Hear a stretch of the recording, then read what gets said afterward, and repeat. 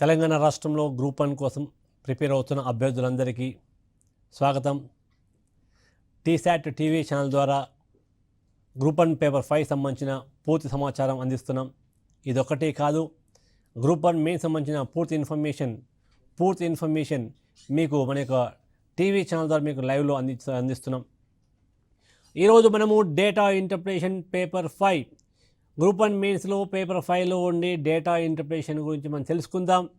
Last వీడియోలో అసలు data interpretation అంటే ఏంటి, ప్రశ్నలు ఏ విధంగా రావచ్చు, దాని గురించి మాత్రమే మీకు ఎక్స్ప్లెయిన్ చేయడం జరిగింది. ఈరోజు డేటా ఇంటర్ప్రిటేషన్ గురించి మనం ప్రశ్నలు చూద్దాం.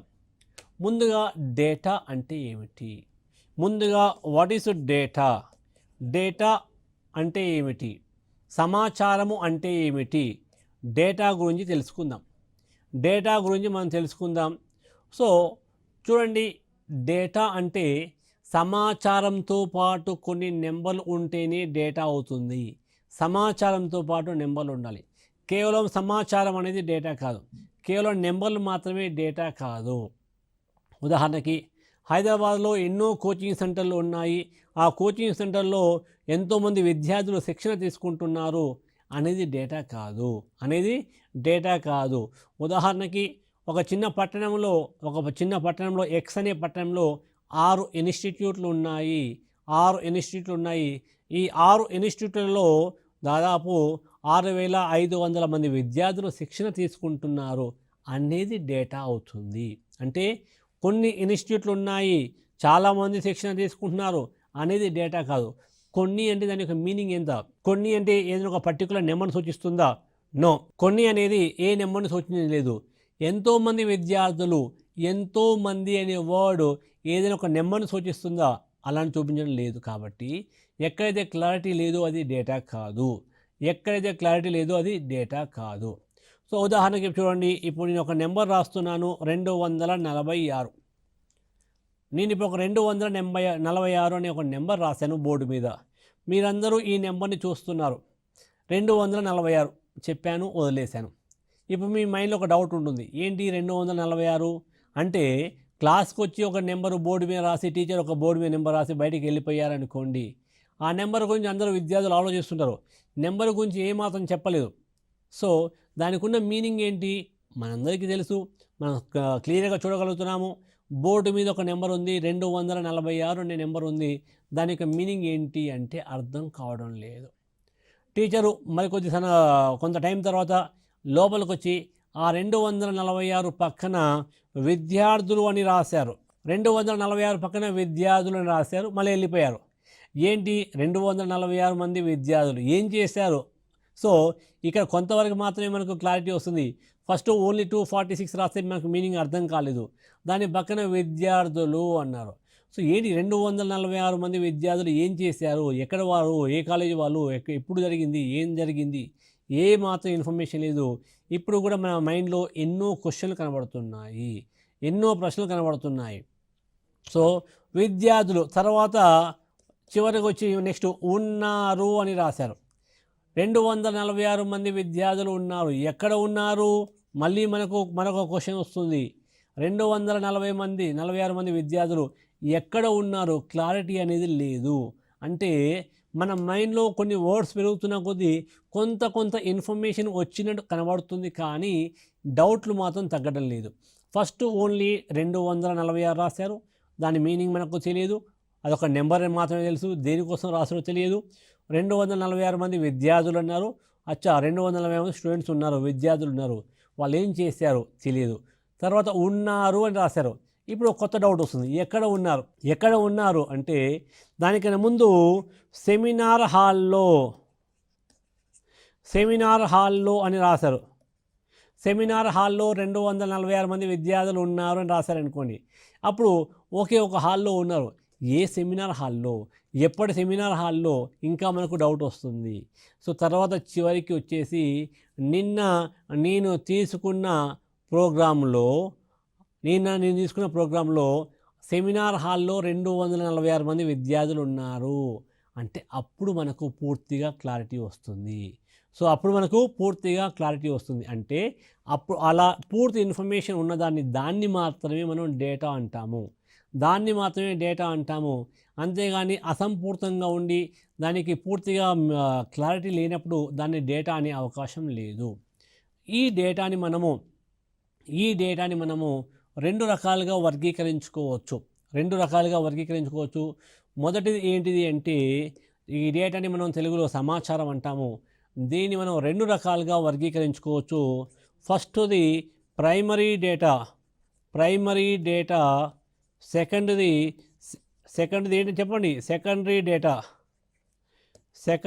డేటా. దీన్నే మనం తెలుగులో ప్రాథమిక సమాచారము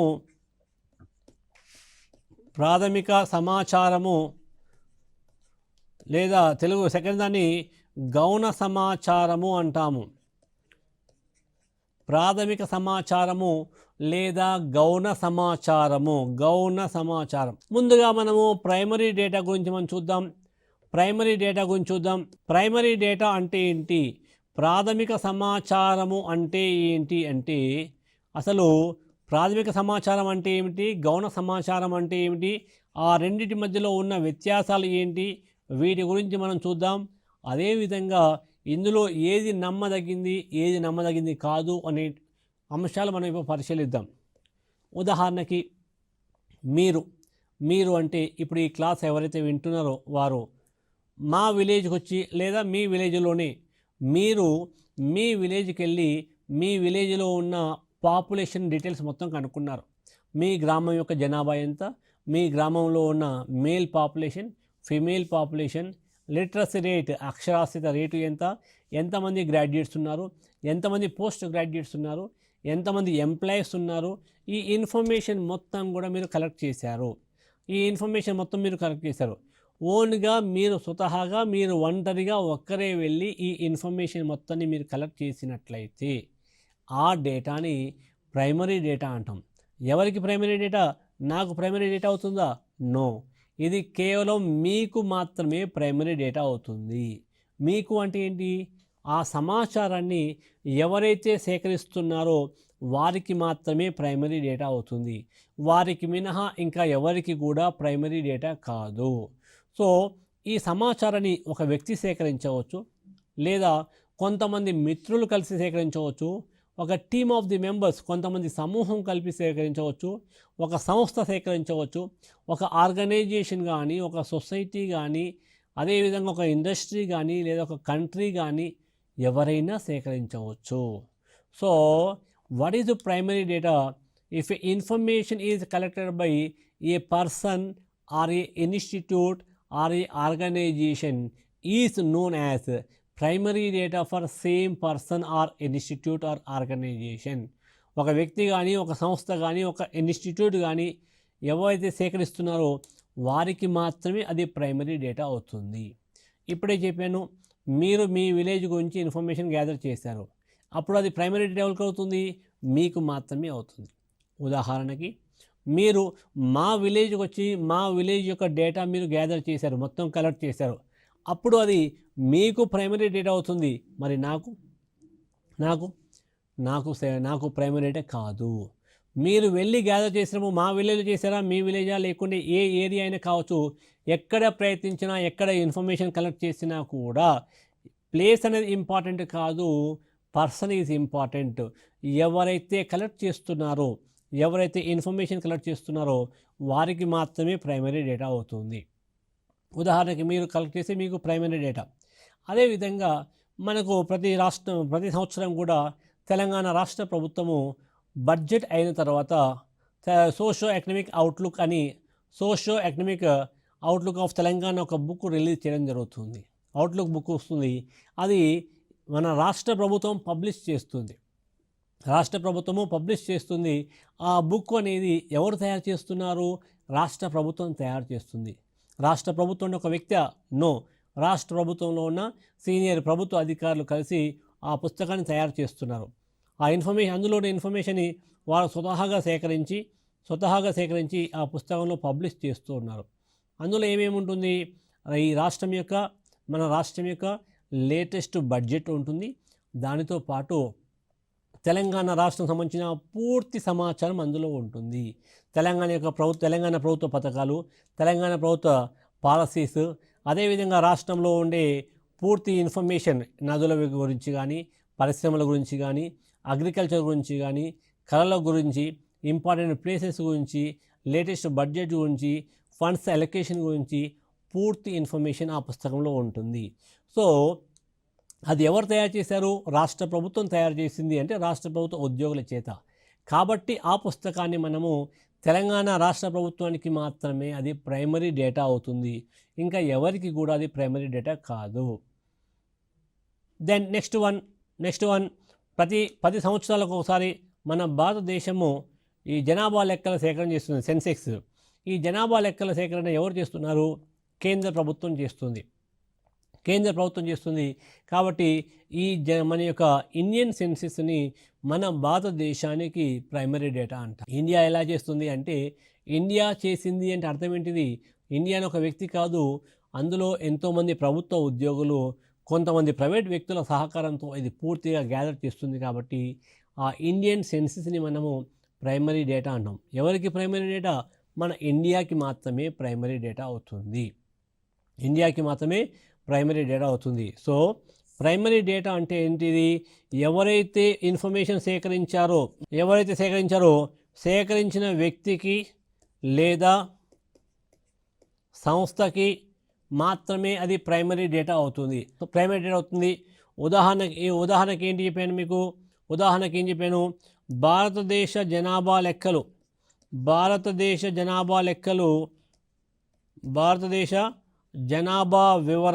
జనాభా వివరాలు అది మన దేశం సేకరిస్తుంది. కాబట్టి మన ఇండియాకి మాత్రమే ప్రైమరీ డేటా అవుతుంది. Then next one secondary data అంటే ఏంది? తెలుగులో గౌణ సమాచారము అంటాము. సెకండరీ డేటా అంటే ఏంటి? తెలుగులో దీన్ని మనము గౌణ సమాచారము అంటాము. గౌణ సమాచారం అంటే ఏంటి అంటే, ఈ గౌణ సమాచారం అన్నప్పుడు ఈ సమాచారం ఇంకెవరో సేకరించేది కాదు. ప్రతి ప్రైమరీ డేటా సెకండరీ డేటా అవుతుంది. అంటే ఉదాహరణకి మీరు ఒక ఇన్ఫర్మేషన్, ఒక ఏరియాకి సంబంధించి కొంత డేటా మీరు సేకరించారు. హైదరాబాద్లో అశోక్ నగర్లో ఉన్న కోచింగ్ సెంటర్ల వివరాలు అని మీరు సేకరించారు అనుకోండి. హైదరాబాద్లో అశోక్ నగర్లో ఎన్ని కోచింగ్ సెంటర్లు ఉన్నాయి, ఆయా కోచింగ్ సెంటర్లో విద్యార్థుల సంఖ్య ఎంత ఉంది, ఈ ఇన్ఫర్మేషన్ మొత్తం మీరు గ్యాదర్ చేశారు. అప్పుడు ఆ డేటా అనేది మీకు ప్రైమరీ డేటా అవుతుంది. మీకు మాత్రమే ప్రైమరీ డేటా. సేమ్ అదే డేటా మీకు తప్ప మిగిలిన అందరికీ కూడా సెకండరీ డేటా అవుతుంది. అంటే ఏంటి సెకండరీ డేటా? ప్రతి ప్రాథమిక సమాచారము సేకరించిన వ్యక్తికి మినహా మిగిలిన వారికి అందరికీ కూడా సెకండరీ డేటా అవుతుంది. ఏంటి? ప్రతి ప్రాథమిక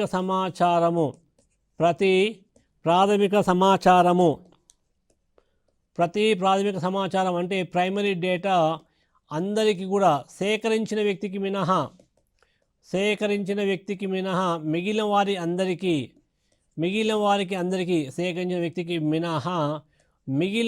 అందరికీ అది సెకండరీ డేటా అవుతుంది. ఉదాహరణకి మన యొక్క ఇండియన్ సెన్సెస్ మనం తీసుకున్నట్లయితే మన ఇండియా ఆ జనాభా లెక్కలను సేకరిస్తుంది. కాబట్టి మన ఇండియాకి అది ప్రైమరీ డేటా అవుతుంది. దెన్ సేమ్ అదే డేటాని మన దేశము యుఎన్ఓకి, WHO లాంటి ఇతర అంతర్జాతీయ సంస్థలకి పంపుతుంది. మన ఇండియా మాత్రమే కాదు, ప్రపంచంలో ఉన్న అన్ని దేశాలు కూడా ఆయా దేశాల యొక్క జనాభా లెక్కలు, వాటి యొక్క డీటెయిల్స్ అన్నీ కూడా యుఎన్ఓ, WHO లాంటి ఇతర సంస్థలకి పంపడం జరుగుతుంది. అంతర్జాతీయ సంస్థలకి పంపుతారు. అలా పంపినప్పుడు ఆ డేటా వారికి సెకండరీ డేటా అవుతుంది. అదేవిధంగా మీకు ఇంతకుముందు చెప్పాను, సోషియో ఎకనామిక్ అవుట్లుక్ అనే డేటా, అవుట్లుక్ ఆఫ్ తెలంగాణ చెప్పాను. అది మన తెలంగాణకి ప్రైమరీ డేటా. సేమ్ అదే డేటాని కేంద్ర ప్రభుత్వానికి పంపిస్తుంది కేంద్ర ప్రభుత్వంతో పాటు ఇతర కొన్ని సంస్థలు కూడా పంపడం జరుగుతుంది. వారికి అది సెకండరీ డేటా అవుతుంది. ఇప్పుడు ఒక చిన్న క్వశ్చన్ అడుగుతాను, సమాధానం చెప్పు. ఈరోజు మనము ప్రతిరోజు కూడా ఎన్నో న్యూస్ పేపర్స్, దినపత్రికలు మనం చదువుతున్నాం. ఈ దినపత్రికలు అనేవి ప్రైమరీ డేటా అవుతాయా, సెకండరీ డేటా అవుతాయా చెప్పండి. దినపత్రికలు ఈరోజు ప్రతి లాంగ్వేజ్లో కూడా తెలుగు, ఇంగ్లీష్, హిందీతో పాటు అన్ని భాషల్లో కూడా మనకు ఎన్నో దినపత్రికలు వస్తున్నాయి. వాటిని మనం చదువుతున్నాం, రెడీగా చదువుతున్నాం. అది ప్రైమరీ డేటా అవుతుందా, సెకండరీ డేటా అవుతుందా చెప్పండి. అంటే మీరు ఆన్సర్ ఏది చెప్పినా కరెక్ట్ అవుతుంది. మీరు ప్రైమరీ డేటా చెప్పినా కరెక్ట్ అవుతుంది, మీరు సెకండరీ డేటా చెప్పినా కూడా కరెక్టే అవుతుంది. ఎందుకు అంటే న్యూస్ పేపర్ మార్నింగ్ మనం లేచేసరికి మన ఇంటి ముందు న్యూస్ పేపర్ ఉంటుంది. 10-15 పేజీల నుండి 20-25 పేజీల ఇన్ఫర్మేషన్ ఉంటుంది. అంత ఇన్ఫర్మేషన్ ఒకే రోజు రాత్రికి రాత్రి టైప్ అయ్యి మన ముందుకు ఎలా వస్తుంది అంటే అది ఒక్క వ్యక్తి యొక్క శ్రమ కాదు, ఎంతోమంది వ్యక్తుల శ్రమ ఫలితమే ఆ దినపత్రిక. ఉదయం నుండి సాయంత్రం వరకు ఎంతోమంది జర్నలిస్టులు, కొన్ని వందల మంది, వేలాది మంది జర్నలిస్టులు ఫీల్డ్లోకి వెళ్ళి బయటకు వెళ్ళి ఎలాంటి ఇబ్బందులు ఉన్నా వారు వెళ్ళి ఇన్ఫర్మేషన్ సేకరించి దాన్ని తీసుకొచ్చి ఆఫీస్లో సబ్మిట్ చేస్తే, ఆ ప్రెస్ ఆఫీస్లో సబ్మిట్ చేస్తే ఎడిటర్స్ అన్నిటినీ క్రోడీకరించి ఒక చక్కని వార్త రూపంలో ప్రింట్ చేసి మన ముందుకు తీసుకొస్తున్నారు. అంటే ఇప్పుడు ఆ దినపత్రిక ప్రైమరీ డేటా అవుతుందా, సెకండరీ డేటా అవుతుందా అంటే ఇది ప్రైమరీ డేటా అవుతుంది. ఎవరికి ప్రైమరీ డేటా అవుతుంది అంటే రిపోర్టర్లు, ఎడిటర్లు, ఆ పత్రికలు పనిచేసే బృందానికి మొత్తానికి కూడా అది ప్రైమరీ డేటా అవుతుంది. మనము రిపోర్టర్లను కాదు, మనం ఎడిటర్లను కాదు. మార్నింగ్ మనం లేచేసరికి మన ముందు రెడీగా న్యూస్ పేపర్ ఉంటుంది. మనం డైరెక్ట్ పేపర్ తీసుకొని చదువుతున్నాము. సేమ్ ఈ డేటా మీకు, నాకు, మన సెకండరీ డేటా అవుతుంది. ఆ డేటా మనకు సెకండరీ డేటా అవుతుంది. సో ఈ న్యూస్ పేపర్ అనేది న్యూస్ మీడియా అంటే మీడియా మిత్రులందరికీ ప్రైమరీ డేటా, మీడియాతో సంబంధం లేని ఇతర మిత్రులందరికీ సెకండరీ డేటా అవుతుంది. దెన్ మరొక ప్రశ్న అడుగుతాను, సమాధానం చెప్పండి. ఈరోజు మీరందరూ కూడా పోటీ పరీక్షలకు ప్రిపేర్ అవుతున్నారు. మీకోసం మార్కెట్లో ఎన్నో కాంపిటేటివ్ మ్యాగజైన్స్ అందుబాటులో ఉన్నాయి. ఈ కాంపిటేటివ్ మ్యాగజైన్ అనేది ప్రైమరీ డేటా అవుతుందా, సెకండరీ డేటా అవుతుందా? ఇప్పుడే న్యూస్ పేపరు ప్రైమరీ అవుతుంది, సెకండరీ అవుతుందని చెప్పాను. ప్రైమరీ అంటే రిపోర్టర్స్, ఎడిటర్స్కి ప్రైమరీ అని, వారికి మినహా మిగిలిన మనందరికీ కూడా సెకండరీ అవుతుందని చెప్పాను. మరి న్యూస్ మ్యాగజైన్, మన యొక్క కాంపిటేటివ్ మ్యాగజైన్స్ అవి ప్రైమరీ అవుతుందా, సెకండరీ అవుతుందా అంటే మీలో కొంతమంది ఏమనుకుంటున్నారు, సేమ్ న్యూస్ పేపర్ మాదిరిగానే ఈ కాంపిటేటివ్ మ్యాగజైన్ కూడా ఆ కాంపిటేటివ్ మ్యాగజైన్ రిపోర్టర్స్ వారికి ప్రైమరీ అవుతుంది, మిగిలిన అందరికీ సెకండరీ అవుతుంది అని మీరు అనుకుంటే అది పొరపాటు. Competitive magazine, any competitive magazine in any language, ఆ కాంపిటేటివ్ మ్యాగజైన్ అనేది అందరికీ సెకండరీ డేటానే. ఎవరైతే ప్రింట్ చేస్తున్నారో, ఎవరైతే పబ్లిషింగ్ చేస్తున్నారో వారికి కూడా అది సెకండరీ డేటా అవుతుంది.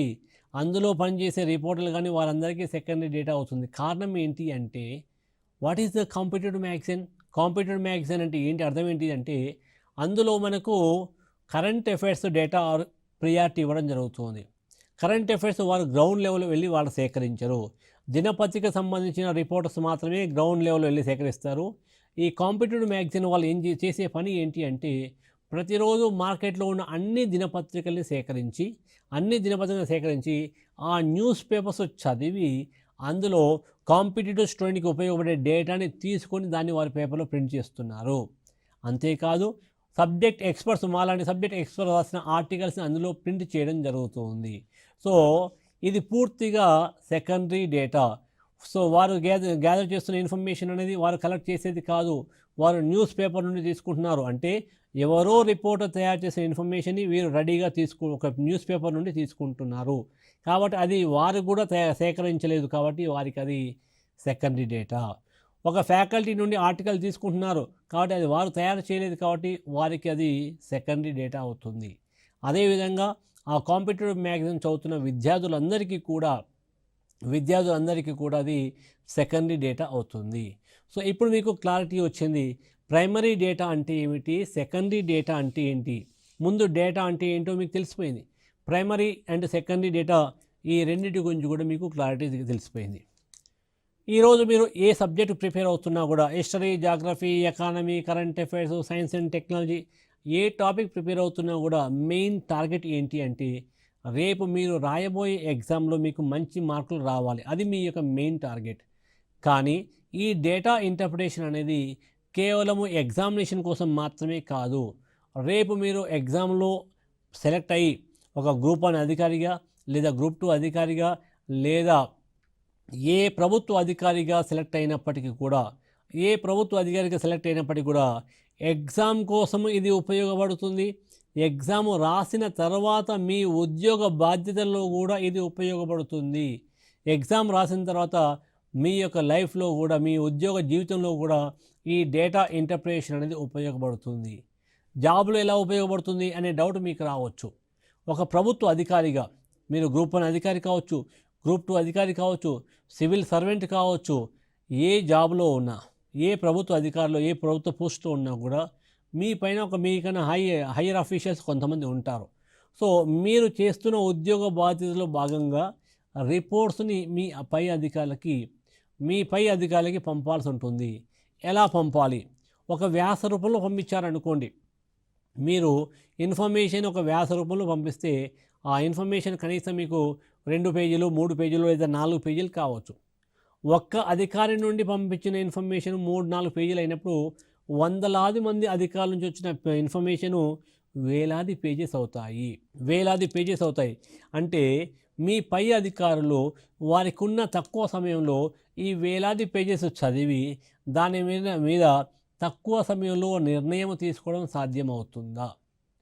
తక్కువ సమయంలో నిర్ణయం తీసుకోవడం సాధ్యమవుతుందా అంటే అది సాధ్యమయ్యే పని కాదు. దాన్ని ఏ విధంగా చేయాలి అంటే ఎప్పుడైనా ఒక ప్రభుత్వ అధికారి తమ యొక్క రిపోర్ట్ని పై అధికారులకు పంపినప్పుడు అది అతి తక్కువ సమయంలో వారు అర్థం చేసుకునే విధంగా ఉండాలి. చూడగానే కొన్ని సెకండ్లలోనే దానికి ఇన్ఫర్మేషన్ పూర్తిగా క్లారిటీ వచ్చే విధంగా ఉండాలి. కాబట్టి ఎప్పుడైనా కూడా ఒక ప్రభుత్వ అధికారి రిపోర్ట్ పంపేటప్పుడు ఎస్ఏ టైప్లో పంపకూడదు. అది ఎలా పంపాలని తెలియజేసేదే ఈ డేటా ఇంటర్ప్రిటేషన్. ఈ డేటా ఇంటర్ప్రిటేషన్ మీకు మంచి అవగాహన ఉన్నట్లయితే రేపు ఇన్ఫర్మేషన్ కూడా మీరు మంచి తక్కువ టైంలో పంపే అవకాశం ఉంటుంది. అదేవిధంగా చదివే అధికారులు కూడా కొన్ని సెకండ్లలో అర్థం చేసుకునే అవకాశం ఉంటుంది. మరి ఈ డేటాని ఏ విధంగా ప్రజెంట్ చేయాలి? డేటాని మనము ముఖ్యంగా 4 రకాలుగా ప్రజెంట్ చేయవచ్చు.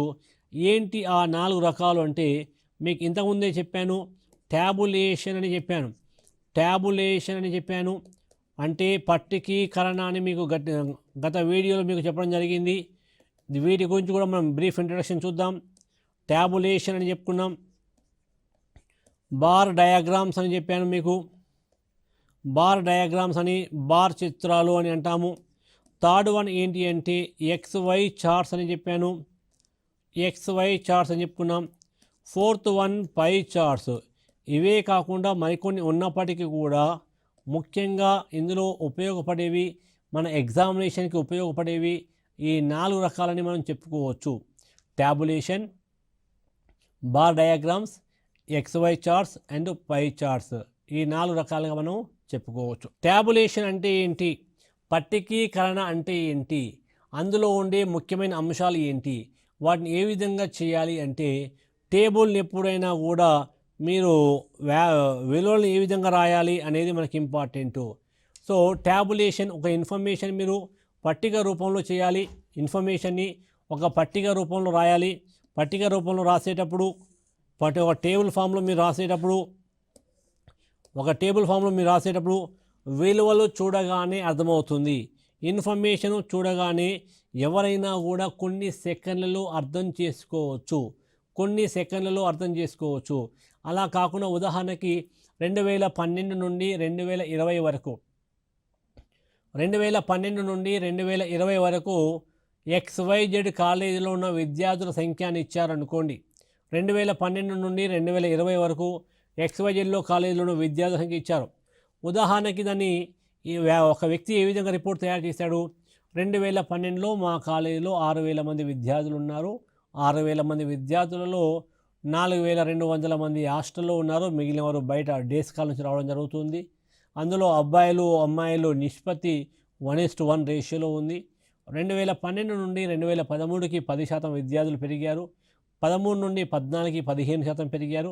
అలా మీరు వ్యాస రూపంలో ఒక పేజీ రాశారనుకోండి, అది చదివి అర్థం చేసుకొని 2013లో విద్యార్థుల సంఖ్య ఎంత ఉందో తెలియదు, అది కనుక్కోవడం కోసం పక్కన క్యాలిక్యులేషన్ చేసి ఆ వాల్యూస్ అని గుర్తుంచుకోవడానికి, అర్థం చేసుకోవడానికి మీ పై అధికారులు కానీ ఎవరైనా కూడా ఎంత టైం పడుతుంది అంటే కనీసం 10 నుండి 15 నిమిషాలు పడుతుంది. అలా కాకుండా టేబుల్ రూపంలో మీరు వేశారనుకోండి, టేబుల్ రూపంలో మీరు వేసినట్లయితే చూడగానే కొన్ని సెకండ్ల వ్యవధిలో మీరు అర్థం చేసుకోవచ్చు. కొన్ని సెకండ్ల వ్యవధిలో ఎలా అర్థం చేసుకోవచ్చు అంటే, ఉదాహరణకి టేబుల్ ఒకటి కాదు, బార్ డయాగ్రామ్లో కూడా చూడవచ్చు. ఉదాహరణకు ఒక చిన్న మీకు బార్ డయాగ్రామ్ చూపిస్తున్నాను, ఒకసారి చూడండి. ఇది బార్ డయాగ్రామ్ అనుకోండి. జనరల్గా బార్ డయాగ్రామ్లో ఎక్స్ యాక్సిస్ మీద టైంను సూచిస్తారని చెప్పాను. ఉదాహరణకి 2015 నుండి 16, 17, 18, 19 వరకు విద్యార్థుల సంఖ్య ఎలా ఉంది? 2, 4, 6, 8, 10. ఈ విలువలు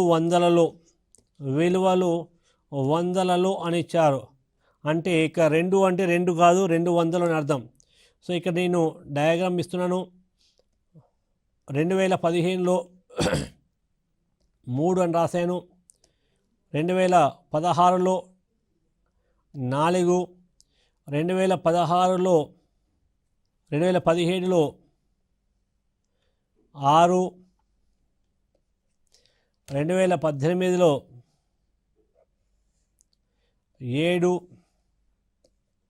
2019లో ఈ విధంగా బార్ డయాగ్రామ్ తీసుకొని నెంబర్లు రాశారు అనుకోని. ఈ విధంగా బార్ డయాగ్రామ్ తీసుకొని నెంబర్లు రాశారు. ఇప్పుడు చూడగానే ఈ బార్ డయాగ్రామ్ చూడగానే మీకు క్లారిటీ వస్తుంది. 2015లో పైన 3 ఉంది, ఈ విలువలు అన్నీ కూడా వందలలో ఉన్నాయి. అంటే ఎప్పుడైతే ఈ బార్ డయాగ్రామ్ చూస్తున్నామో కేవలం 5 సెకండ్లలో పూర్తి ఇన్ఫర్మేషన్ చూసేవారికి అర్థమవుతుంది. 2015లో ఎంతమంది విద్యార్థులు ఉన్నారు? పైన 3 ఉంది, ఈ విలువలన్నీ కూడా వందలలో అన్నారు. అంటే 2015లో ఆ కాలేజీలో విద్యార్థుల సంఖ్య 300 ఉన్నారు. 2017లో ఎంతమంది ఉన్నారు?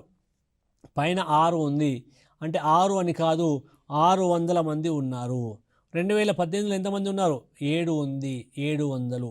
19లో పైన 10 తీసుకున్నాము అంటే 1000 మెంబర్స్ ఉన్నారు.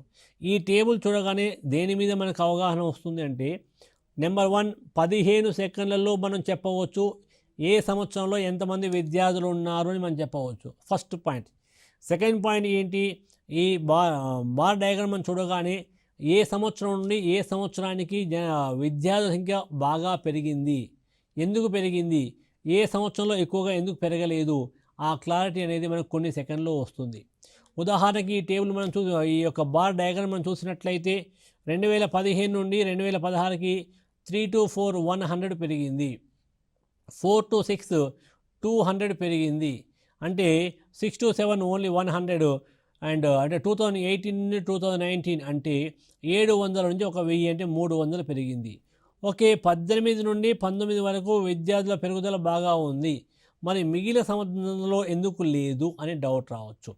అయితే ఇప్పుడు చాలామంది ఒక చిన్న క్వశ్చన్ అడుగుతాను. ఈ బార్ డయాగ్రామ్ చూస్తూ ఏ సంవత్సరంలో విద్యార్థుల పెరుగుదల రేటు ఎక్కువగా ఉంది అని అడిగామనుకోండి, ఏ సంవత్సరంలో ఎక్కువగా ఉంది? మరొకసారి ఈ బార్ డయాగ్రామ్ మీరు చూసి చెప్పండి. ఈ బార్ డయాగ్రామ్ చూసి ఏ సంవత్సరం నుండి ఏ సంవత్సరంలో విద్యార్థుల సంఖ్య పెరుగుదల రేటు ఎక్కువ శాతం ఉంది, ఏ సంవత్సరంలో ఎక్కువ శాతం విద్యార్థులు పెరిగారు అని అడిగితే చాలామంది విద్యార్థులు చెప్పే సమాధానం ఏంటి అంటే 2018 నుండి 2019 ఎక్కువ శాతం విద్యార్థులు పెరిగారు అని చెప్తారు. ఎందుకు? 2018లో 7 ఉంది, 2019లో 10 ఉంది. అంటే 18 నుండి 19 వరకు ఎంతమంది పెరిగారు? 300 మంది విద్యార్థులు పెరిగారు. ఇక్కడ ఓన్లీ 100 పెరిగారు, ఇక్కడ 200 పెరిగారు, ఇక్కడ 100 పెరిగారు. సో ఓవరాల్గా ఎక్కువ మంది ఎప్పుడు పెరిగారు అంటే 2018 నుండి 2019 కాబట్టి 19లో ఎక్కువ శాతం విద్యార్థులు పెరిగారు అని చెప్తారు. కాబట్టి దట్ ఈజ్ నాట్ రైట్. 2017 అనేది కరెక్టు. ఎందుకు అంటే 4 నుండి 6 అంటే 400 నుండి 600కి 200 అనేది 400 సగము కాబట్టి 50% పెరిగారు. 50%. 7 నుండి 10 అంటే ఇక 300 పెరిగింది. 300 అనేది 700లో సగానికన్నా తక్కువ. సో లెస్ దెన్ 50% అవుతుంది. Less than 50%. కాబట్టి ఎక్కువ శాతం ఎప్పుడు పెరిగారు? 2017 అని చెప్పాలి. ఇలాంటి క్వశ్చన్లు అనేవి మనం కొన్ని ఎగ్జాంపుల్ తీసుకొని మనం చేద్దాం.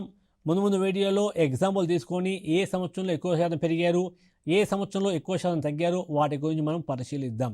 అదేవిధంగా మెయిన్స్ ఎగ్జామినేషన్లో ఎలాంటి ప్రశ్నలు వస్తాయి, గతంలో వచ్చిన ప్రశ్నలు కూడా మీకు ఎక్స్ప్లెయిన్ చేసే ప్రయత్నం చేస్తాను. Thank you.